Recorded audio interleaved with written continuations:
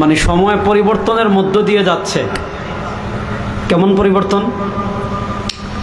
মুসলমানদের সর্বশেষ খিলাফা ছিল ওসমানী খিলাফা, আমরা সবাই জানি, যেটাকে বলা হয় অটোম্যান সাম্রাজ্য।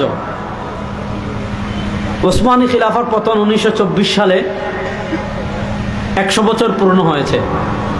স্বাভাবিকভাবে 100 বছরের পর একটা পরিবর্তন হয়।